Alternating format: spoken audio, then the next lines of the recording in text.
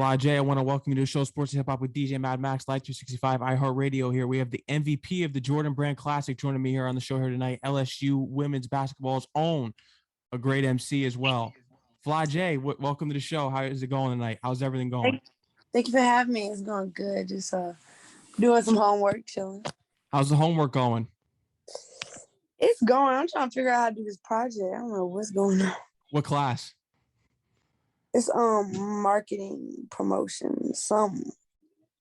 I read that when you're officially going for your major here in LSU that you want to get into business. What is it about business that interests you? That's what you want to major in potentially? I think I'm a minor in business actually, but I do want to do business because I want to start my own record label in the future.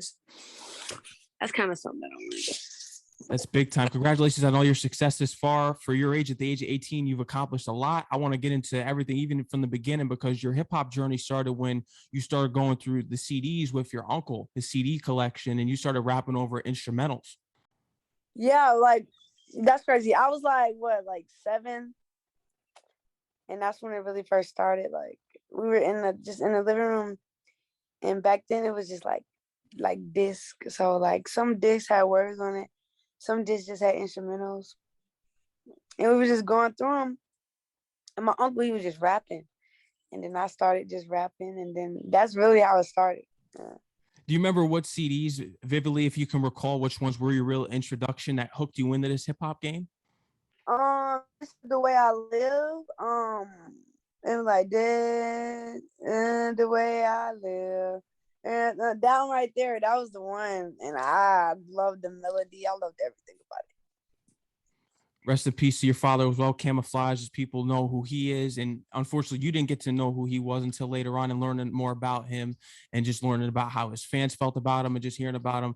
How much do you know him from now and seeing connections between the two of you and similarities? I see a lot of similarities. Like I look at old pictures and stuff like that, and I'll be seeing like how much we look alike. And then like my mom just tells me all the time how much we act alike, you know what I mean? But that's the only thing that I really like know. But that's what I like, what I see when I look at like music videos and stuff like that. Like, oh yeah. Carrying on his legacy. And you've said it before that it's difficult to break the barrier. What is that barrier you think in order for you to break it in which you can have your own path and people not just saying that you're Camoflauge's daughter, because you've already surpassed it in my opinion, but what is that barrier you would say?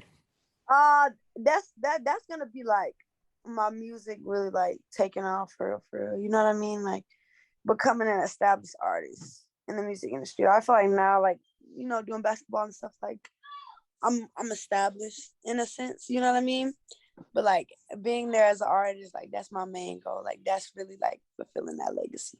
Because like basketball, that's like my legacy, but music is like his, you know.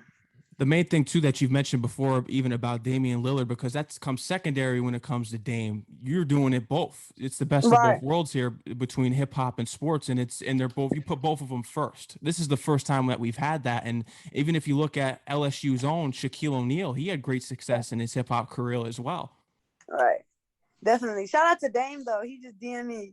I told him like we're gonna get to work, so might see a collab or something coming up. But yeah, no man. I was talking about it. I was like, dang, Shaq did go to LSU and he was doing a music thing and stuff like that. And I was like, that was real dope that I seen that.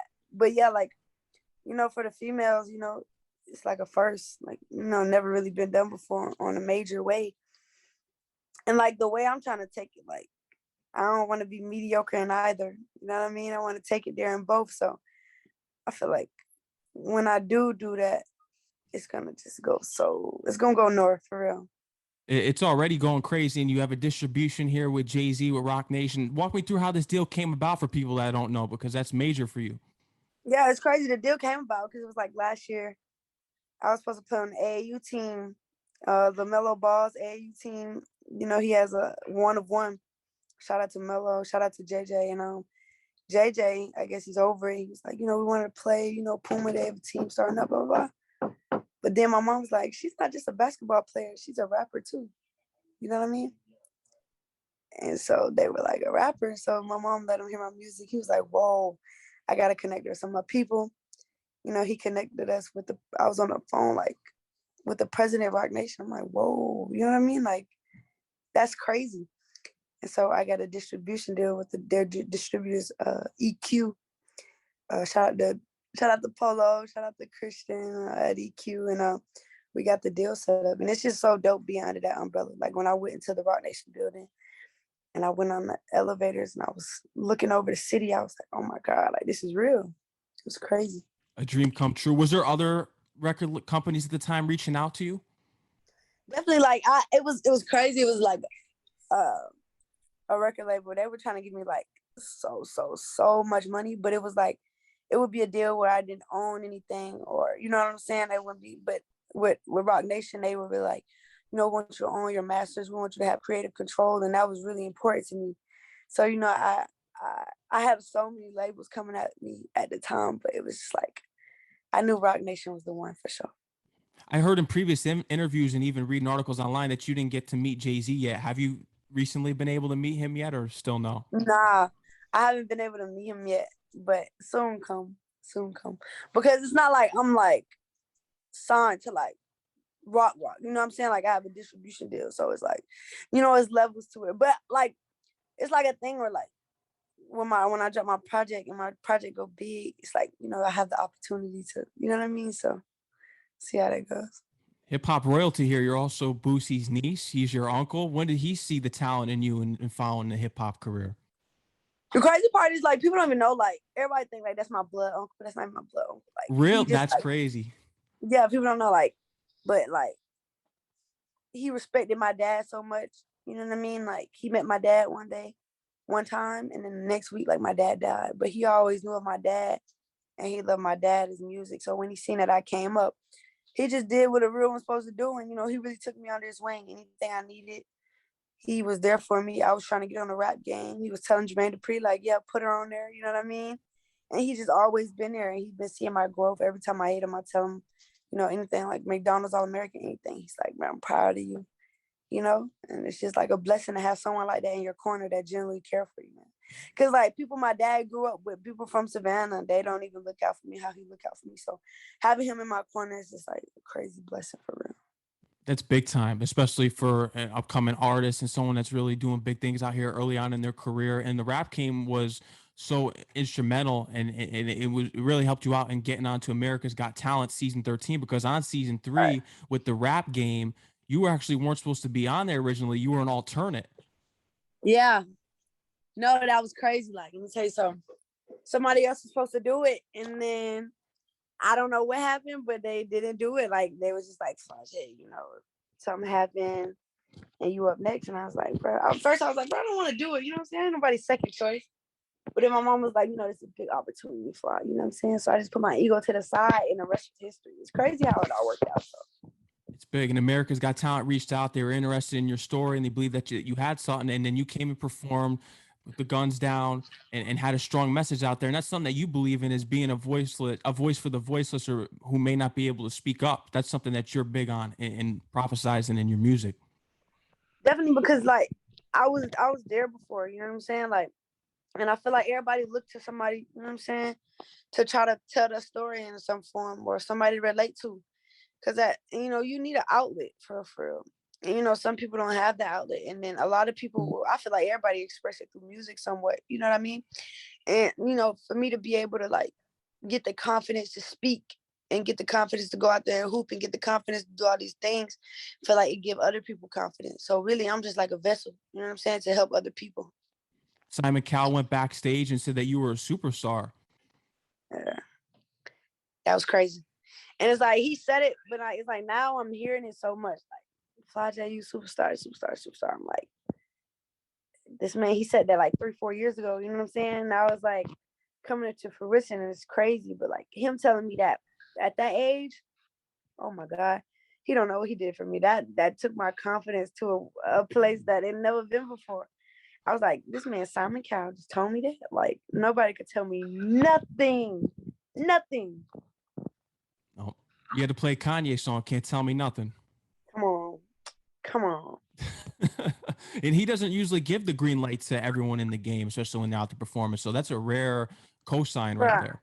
Let me tell you, right before I went on, somebody got booed off, and it was like, everybody gave him the exes. They was like ever come back. He did an accent, and he said, "You suck, you terrible." And I was like, I gotta go up at this, and I was so scared, but nah. He came backstage and everything, and like it was like a surreal moment for me, for real. Big time cosign. How would the whole process work with you going out on that stage? Was there practice beforehand, or was it just you one and done? Yeah, no, like going to no, it was like no rehearsal or nothing like that. It's just like you come with your stuff, but I'm practicing the whole time in my head. I'm so nervous. Like if you we watch the video, you can see I'm like shaking a little bit, like I can barely talk. You know what I mean? I was so nervous, so nervous. But that's huge for you, and eventually you start to get that mass audience. Now people are starting to recognize you from all around the world, all the TV viewers, and all the way into your journey, because we're following your journey. Your mom manages you, and we're finding out that you have an upcoming reality show on E! Between you and your mom. Yeah, my whole family, they've been following us around for the past couple of months. It's like last year, October. Oh, sorry. And just like following our family for everything we got going on. Y'all gonna see everything. So it's gonna be crazy. It's gonna be insane. J. Cole is a huge inspiration for you. I've heard you say that he's your favorite artist. What is it about J. Cole that speaks to you that he's your favorite artist? Like he's like also has that message. You know what I mean? And like I'll forever be a fan of him because of like you can hear, like I love J. Cole. Like you can hear some of his cadences in my raps. You know what I mean? Like you can hear certain stuff, you'll be like, whoa, like in my freestyles, like I listen to him and I try to, add pieces of him into my rap because I look up to him so much. And it's just like he speaks with such intelligence in his music, but he also captivates and tells a story, and that's something that I admire to reach. You know what I mean? So like I like that. Yeah, J. Cole is one of the ones. I have a hoodie, like a J. Cole hoodie. I got it, and I did not take it off for a long time. Is this a Dreamville hoodie or is this like a tour hoodie? No, it's like it got his face on it. Like it got his face on it, splattered in paint colors. Like yeah. When you're going through your playlist and you're going to listen to J. Cole, what is the top J. Cole album in your playlist? Sideline Story, for sure, by far. Workout, Nobody's Perfect. Come on, even like Lights Please. We can go to Never Tell, Never Told. I mean, we can go all the way there. We can break down. We can take it there. We can take it all the way there. Like, oh man, like In the Morning with Drake. Come on, like it just go. It don't stop. And that's one of them albums where you go back and be like, whoa. That's when you knew he was destined to be great for real. And it's amazing that you mentioned that album, because a lot of times people don't praise that album, because if you hear with some of the songs like Workout, apparently Nas didn't like it, and that's why he eventually wrote Let Nas Down. Yeah. Which is crazy. Like, I don't understand. But maybe the album was just way before its time. It had to be. That album is insane. Like if you go back, you listen to it full through, you be like, oh my God, like he was way before his time. And that album really was like a body of work that like showed like his process of like curating and showing that storytelling. It was insane to me. How do you look back on your first album? You all know Flau'jae. Man, I look at that album and I'm like, whoa. Like I was 8 years old when I did that. Like it was so I listen to it and I hear my voice is so squeaky. I'd be like, oh my God. I'd be cringing a little bit. I cringe a little bit, but then I look and I'm like, whoa, like I came a long way. Like the growth is crazy. On my own. I can still remember recording it in my uncle's house, man. I had a little mic. We got a mic, some headphones. I think we were recording off like a phone. Like it was crazy. Those are the stories right there, and you always remember that. And we've seen the growth on my own, and I'm sure you're working on your Roc Nation distribution deal debut. Yeah. Well, what I'm gonna do is, everybody know me. Like I call myself like Big Four. Like you know what I'm saying? It's kind of like my alter ego type thing. So I want to release like a little EP with like 4 songs on it on the 4th of every month, leading up into my big project that I want to drop. So I'm gonna do that, and I feel like. I'm just gonna give my fans something just to hear what I got going on, every month, how I'm feeling. And I feel like they're gonna love it, man, for real. That's interesting. Big Four, how did you get that nickname? What was this alter ego? Similar to like the Drizzy, the Drake, yeah, like my Weezy, the Lil Wayne. You know what I'm saying? And then I always wanted one, and then one just came. So it was dope. My dad really made it. Like, he was like, you the big four, you know what I'm saying? Because I always call myself four because my number 4. And then I'm like a big guard, you know what I'm saying? Like, like 6 foot in a guard, you feel me? So it's like big four, big guard type business. And I just ran with it, and it just stuck for real, for real. So now everybody's I'm big four. Everybody call me big four now. Like, I walk around, they be like, what up, four? Or they be like, what up, big four? So it's pretty cool, man. It is. And just, I love learning about your history because you take it all the way back to the beginning of hip hop. You studied the Cold Crush Brothers and DJ Kool Herc. What interests you to go back, as being at such a young age, to go back and study the greats and where hip hop started? Because not everyone your age and in the youth is interested in doing that. And that's important because you're going to carry on the legacy of what those pioneers did for hip hop. Right. And it's like, for me, I want to be a pioneer in my generation now. You know what I mean? So in order for me to do that, doing something that's never been done before, you got to study it, like, when it first happened. Like, I can take you through a whole history lesson. DJ Kool Herc, Cold Crush Brothers, fantastic, like all of them. You know what I mean? Like, I can take you through there because, like, I feel like that's like the beginning of hip hop. And I feel like what I want to do is do something new. And now, like, hip hop is so saturated. Anybody could put out a song. Like, there are like 30,000 songs that they put out. You feel me? But it's like, I want to do something that has never been done before. And it's hard to do that when everybody has resources to put out a song. So it's like, everybody is like, put out music, put out music, put out music. But you want to do something original. You know what I'm saying? Because once you do that bubblegum pop rap, that's what I call it. Like, it's something everybody doing, it don't stick. You know what I mean? Like, it don't stick. I want to do something meaningful, and I want to be great, and I want to be a pioneer. So I feel like to be great, you got to study the greats. Even with basketball, like, I went back to the old days and I studied a lot of like Michael Jordan, and like, I'm a big LeBron fan. I feel like, LeBron is definitely GOAT. But I look back at Michael Jordan, I was like, whoa. Whoa, the man was a different beast. You know what I mean? Like, and I study him, I look at him, I'm like, look how he moved and like how he breeded greats. You know what I'm saying? Like, Kobe looked up to him, and you can see how he emulated that. You know what I mean? So like, I'm a big fan of like studying the greats. That's how you become one. 24K Iverson Classic Showcase. This is where you are also playing as well. Did you get the chance to run into Allen Iverson when you were there? I know you were speaking about it before that you were hoping to. Yeah. No, I go next week. So this is next week. Okay, yeah, because I heard the interview. Yeah. I thought it was going to be quick. It was going to be sooner. No. Yeah. No, it's end of April, so it's next weekend. And I hope I run into AI. I'm gonna be like, I'm gonna ask him how you gonna like that crossover, that Jordan crossover. I need all the I need all the tips, man. I need that one in my bag. That's a classic play. And even when you look on the sideline, and Phil Jackson was telling Mike, he was like, Mike, get up there and guard him, and AI crossed him. Yeah. But it happened to the greats though. Like, bro, like everyone gets crossed. Like, everyone gets dunked on. I mean, if you really defend, like if you really a defender, and you really playing defense, like you gonna get crossed, you gonna get dropped. Like, it's part of the game. It's like, bro, and I'm like, bro, I done crossed so many people, I done dropped so many people. I'm just like, the day mine come, I'm gonna have to take it on the chin. If you could remember, what was the most surprising crossover that you had, and just reaction to the audience you could remember in a game? Do you remember what game it was? I done dropped so many people, man. Too many. I think, okay, let me tell you one that went viral. I was crossing a girl, right? And then like, I kind of did like a low dribble. I lost it, really. I ain't gonna lie, I lost it, but I like quick dribbled it and crossed it, and she fell. And then I Euroed and laid it, and I looked at the camera and smiled, and it went viral. It was crazy. Oh, that's insane. And it just, do you feel bad after you do that at times? You're like, oh man, I just dropped her, or nah, you're just like, it is what it is. Oh no, that's the best part. You know what I'm saying? That's like a little reward. You know what I'm saying? That's how you know your work working, man. You can really give people to move. Like, I like it because it's like, so they gotta figure out how to guard me, because it's like, I'm gonna pull it from deep, you feel me? Or I'm gonna go to the basket. So you just gotta figure out what you're gonna do. I ain't gonna lie. If you could, you also say, forget the Jordan crossover, teach me how to do the Tyronn Lue step over crossover.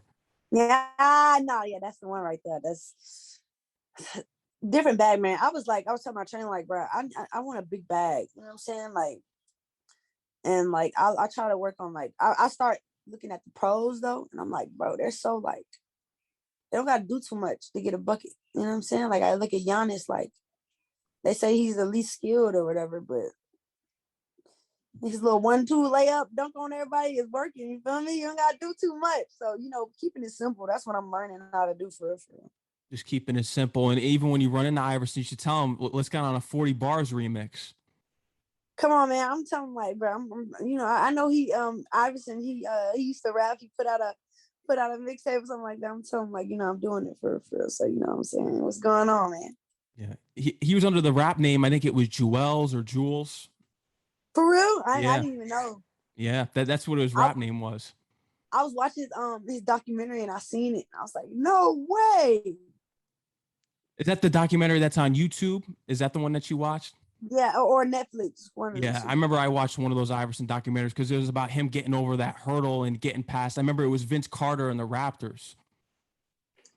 Yeah, I think this one was more like over his like whole life type and how like when he went to like, I think he went to Georgetown or something like that.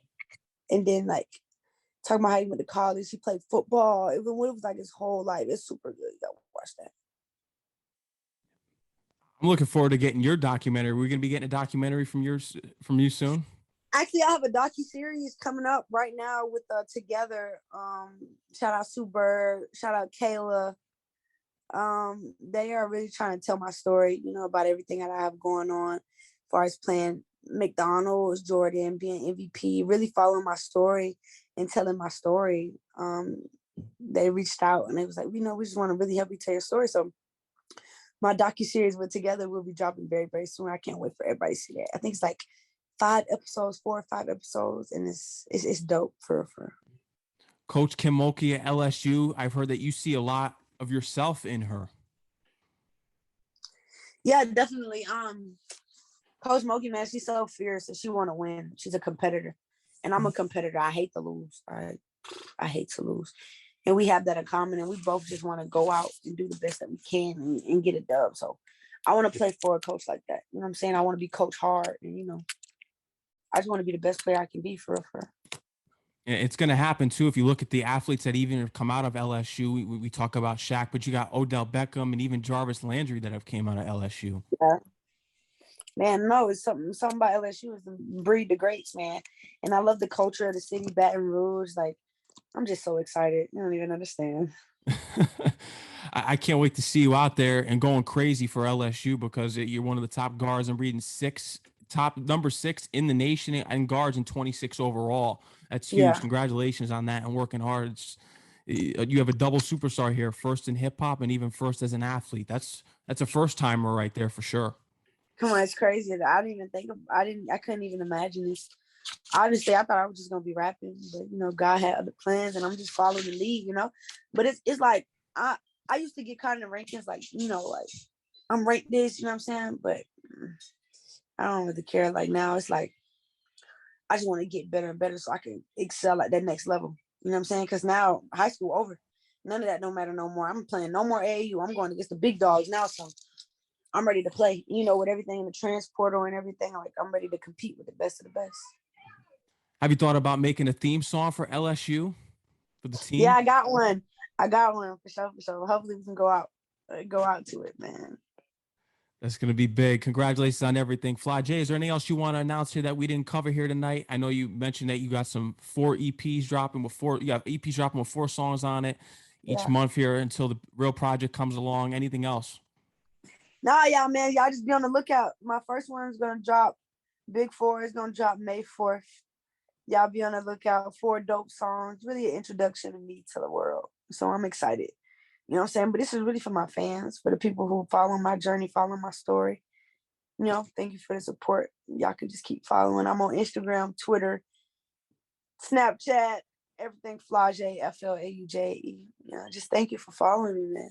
Yeah, of course. Thank you for coming on the show here tonight, and for your mom for setting us up. That was big, and making sure we got it done here tonight. Anytime you want to come on the show, you're always welcome. I'm looking forward to upcoming music. I got your newest stuff in the rotation here.